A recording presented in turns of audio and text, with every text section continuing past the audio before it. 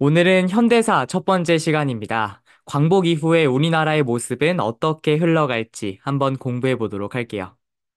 우선 냉전 체제의 형성과 그 영향입니다. 지금 세계적으로는 냉전 체제라고 하는 게 형성이 되어 있는 그런 상황인데요.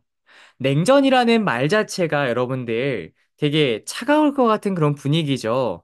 그래가지고 지금 밑에 있는 그림을 보시면 왼쪽과 오른쪽 지금 진영이 나눠져 있는 것을 볼 수가 있습니다. 이 그림 두 개는요, 모두 냉전을 풍자하고 있는 그런 그림인데요. 미국을 중심으로 한 자본주의 진영과 소련을 중심으로 한 공산주의 진영이 계속 대립을 하고 있는 그런 상황이 되겠습니다. 직접적으로 전쟁을 하지는 않지만 이 당시에 두 개의 진영은 전쟁은 아니었지만 경제적으로나 아니면 계속 자신의 진영을 넓혀 나간다던가 이런 계속된 약간 기싸움 같은 거라고 생각하시면 될 것 같아요. 그래서 그런 자본주의 진영과 공산주의 진영의 싸움이 시작이 됐습니다. 2차 세계대전이 끝나고 나서 미국의 대통령이었던 트루먼 대통령은요, 엄청난 파격적인 선언을 하게 됩니다. 바로 자본주의 진영만 지원을 하고 그 다음에 공산주의 진영의 확산을 방지하겠다는 내용이었어요. 그래서 이 트루먼 독트린이라고 하는 게 선포가 되면서 이 트루먼은 자본주의 진영만을 약간 옹호하고 우리는 공산주의 진영은 배제하겠다. 이런 얘기들을 하기 시작합니다. 그러한 상황 속에서 자본주의 진영은 북대서양 조약기구였던 나토라고 하는 기구를 만들어서 계속 자본주의 진영을 지원하는 그런 계획을 펼치기 시작합니다. 따라서 서유럽을 약간 지원해주는 마셜 계획이라고 하는 그런 계획도 시도를 했어요. 우리 공산주의 진영이었던 소련은 가만히 있을 수 없었겠죠. 이 공산주의 진영은 바르샤바 조약기구라고 하는 새로운 기구를 만들어서 공산주의 진영 간의 그런 연합을 도모하기로 했습니다. 그래서 바르샤바 조약기구, 영어로는 WTO가 만들어지게 되면서 이 공산주의 진영도 한층 더 약간 성장을 하고 있는 그런 분위기였고요. 그 다음에 이 코메콘, 그 다음에 코민포름이라고 하는 걸 만듦으로써 공산주의 그런 진영을 약간 지원해주는 그런 모습을 보이고 있고, 이 공산주의 진영끼리 모여가지고 똘똘 뭉쳐서 약간 하나의 그런 연합을 만들었었던 모습도 보이고 있는 겁니다. 자, 이 냉전 체제의 영향으로 인해서 어떤 일이 또 발생하게 되냐면요. 베트남에서는 이 베트남과 그 다음에 사회주의였었던, 공산주의였었던 또 이제 베트남은 북베트남과 남베트남이 또 이렇게 갈렸잖아요. 그게 바로 또 자본주의랑 그 다음에 공산주의 진영이랑 두 개의 그런 싸움이라고 생각하시면 될 것 같아요. 그 다음에 독일도 마찬가지로 동독과 서독으로 또 분리가 되었었고, 우리나라도 마찬가지로 이제 분리가 될 겁니다. 네. 북한과 남한이 갈리게 돼요. 남한은 자본주의지만 북한은 공산주의지 않습니까? 이런 식으로 또 갈리게 되는 상황이 벌어지게 될 겁니다. 그게 바로 냉전 체제의 영향이라고 생각하시면 될 것 같아요. 자, 조선건국준비위원회입니다.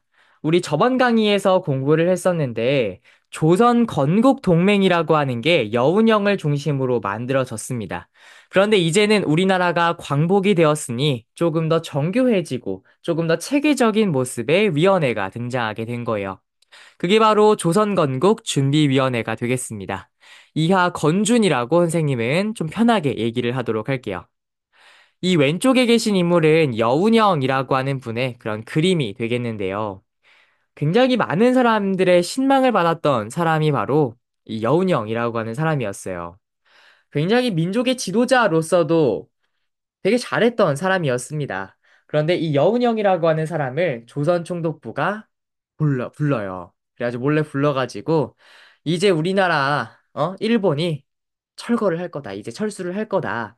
그런데 이 국가에서 우리 일본인들이 좀 피해받지 않고 잘 나갈 수 있도록 도와달라고 얘기를 합니다. 여운 형은 참 어이가 없잖아요. 그쵸? 그래가지고 이들 약속을 해요. 그러면 더 이상 정치적인 간섭 하지 마라. 그리고 우리가 자치적으로 이 나라를 이끌어갈 수 있게끔 아무 간섭을 배제하라는 얘기를 합니다.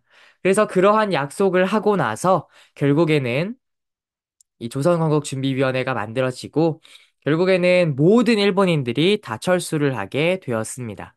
이 조선건국준비위원회는요, 우리 대한민국의 건설을 위해서 많은 노력들을 했어요. 그래서 전국 각지에다가 이 지부라고 하는 걸 두어가지고 약간 행정 그런 체제를 갖추었고요. 그 다음에 지금 치안 유지가 굉장히 중요해요. 왜 그러냐면 갑작스럽게 모든 것을 다 쥐고 있었던 일본이 떠나갔잖아요. 그러면 범죄나 아니면 시위나 이런 게 많이 퍼질 수 있기 때문에 치안 유지가 굉장히 중요했습니다. 그래서 이 치안 유지를 위해서 힘썼던 것도 이 여운형이라고 하는 인물이었던 거죠. 자, 이 건국 강령 한번 보겠습니다. 우리는 완전한 독립국가의 건설을 꾀한다. 우리는 전 민족의 정치적, 경제적, 사회적 기본 요구를 실현할 수 있는 민주주의적 정권 수립을 꾀한다. 그 다음에 우리는 일시적 과도기에 있어서 국내 질서를 자주적으로 유지하여 대중생활의 확보를 꾀한다. 대한민국이라고 하는 국민이 국가인 그런 국가를 만들기 위한 그런 강령의 모습을 보이고 있는 겁니다. 자, 하지만 우리나라에는 또 크나큰 아픔이 펼쳐지게 됐습니다. 미국이랑 소련이 들어오게 됐는데요. 소련이 먼저 들어옵니다. 네, 북한의 소련이 계속 먼저 이렇게 침입을 해가지고 들어오게 되자 결국에는 미국도 함께 남한에 들어오게 됐고요. 그렇게 북쪽은 소련이, 남쪽은 미국이 점령하게 되면서 군정 체제가 등장하게 됩니다. 군정이라는 거는 약간 우리나라를 통치하는 그런 군사적인 통치를 군정이라고 얘기할 수가 있어요.